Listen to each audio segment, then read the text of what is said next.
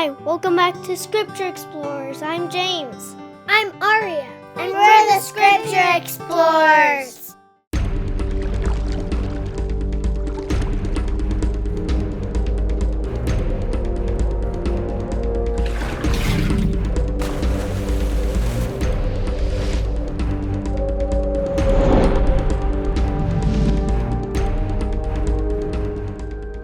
Explorers? Not now, Abraham. But it's time to learn about an amazing prophet, Elijah. Aw. We were in the middle of a battle. I'm an air master.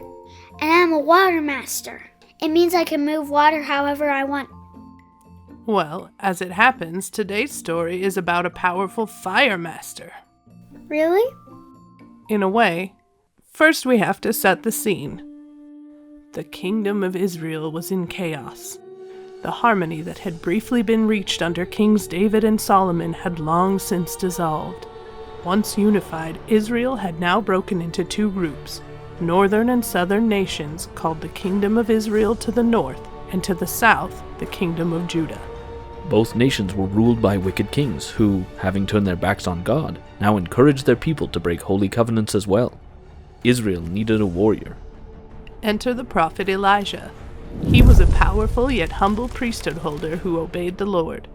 Elijah had been hiding from evil rulers in the wilderness until the Lord commanded him to go to Zarephath. The land had been ravaged by a harsh drought brought on by the wickedness of the people.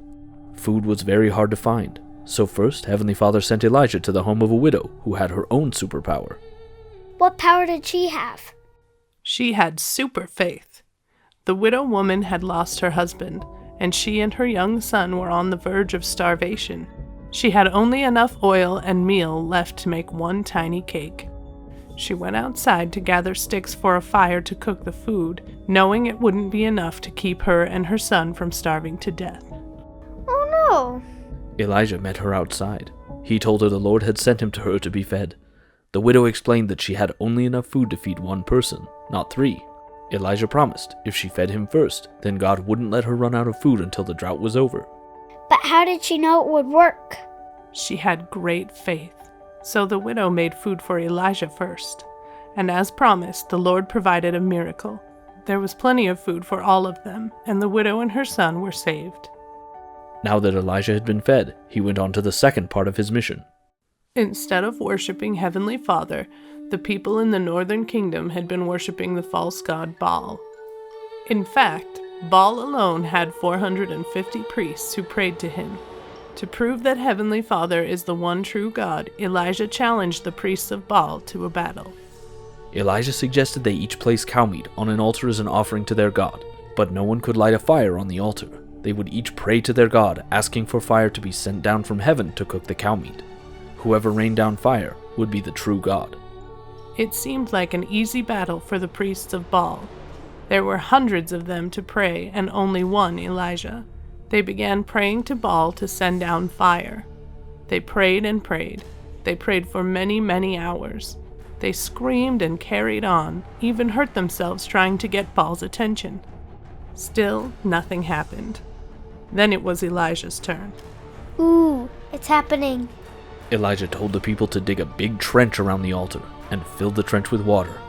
Then he told them to pour water all over the altar, not once, not twice, but 3 times. Now there was no way anyone could think the fire had been started by man. Then Elijah prayed to God to send down fire. And? Wow, Elijah was a really powerful fire master. Actually, the power really came from Heavenly Father. Flames rained down from heaven, consuming the meat, the altar, and even drying up all the water in the trench.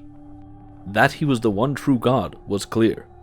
At the awesome sight, the people bowed themselves to the ground and proclaimed, "The Lord is God."